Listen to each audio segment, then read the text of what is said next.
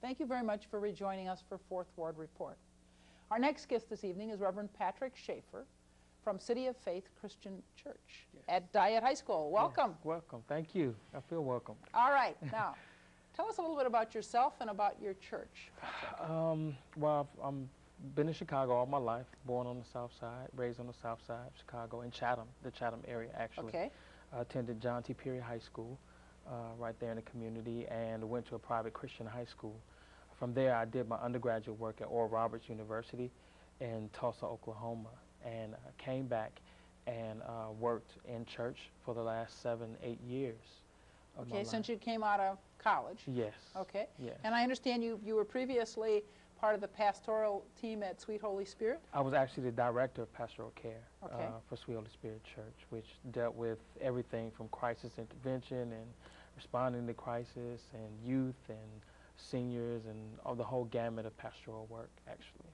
All right, so you were on a pastoral team there. Yes. And yes. and then decided that you would go out on your own and start a congregation. Yeah, really discerned it was time to kind of add another voice to the whole collective body, and we launched out in the Hyde Park area to start a congregation. So we're right at about 14 months right now. So we're good. We're going strong.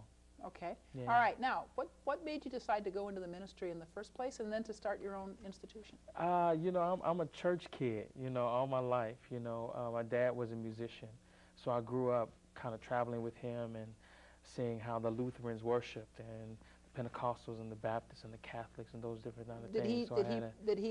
Was he part of a music team at various churches, yes, or what? Yes, he was. Most of the time, the music director.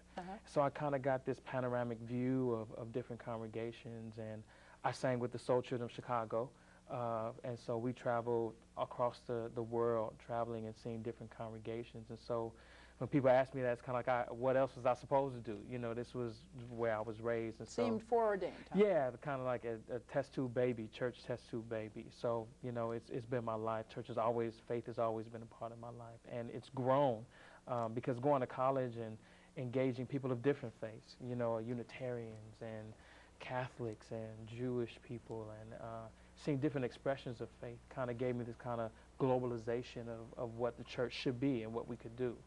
Is your present church affiliated with a particular denomination? No, we're an autonomous body, and so we are non-denominational, trans-denominational, what we call ourselves, that we kind of transcend denominations, and we get various people from different backgrounds. We have former Roman Catholics and former Presbyterians, and some Pentecostals and Unitarians kind of all come and kind of create this new kind of community, this kind of postmodern community, maybe that we haven't really seen before. What makes your trans-denominational church unique then? Well, what we've tried to do, one of the main things, was to be a dialectic community. Help us out. Yeah, you know, many times church is a monologue where people come and they hear the pastor preach, and then they leave and they go home, and so they never invest themselves. What we wanted to do purposely was to engage people in our community in a conversation, a running conversation, not just about faith, but things that affect our lives. We have a percentage of single parents, and so we need to have conversations about parenting skills and life coaching. We have youth, and we have people who have been widowed, and some who have been divorced, and all of these things that we need to talk about that sometimes, if we don't talk about, hinders our faith. And so we incorporate that. So it's not just me giving a monologue, but it's us kind of talking about things that really matter and finding out what the Bible has to say about our situations. All right. And your role as pastor then? Yes. Yes. I kind of oversee the conversation and very much involve myself in the conversation. Okay. So in contrast to perhaps more traditional Protestant worship, there's more congregational involvement. Yes.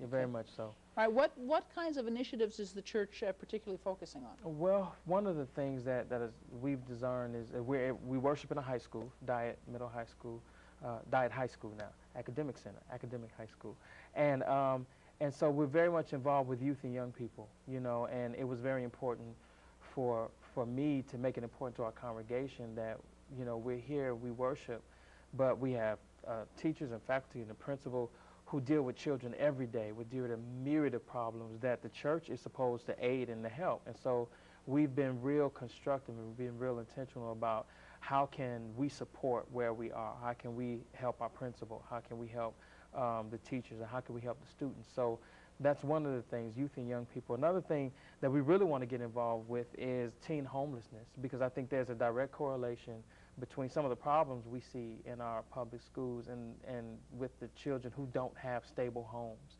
And so we started having that conversation about what can we do and what are the problems and what exactly are the issues, and discerning, do we have anything in place, and if there's nothing in place, then what do we need to create to kind of help these children function more in a normal situation while they're in high school. It's hard to concentrate when you know that I may not have a bed to sleep in at night. And so we want to be able to aid. And so we have a ministry called Sacred Activism that we are empowered to be active and be involved.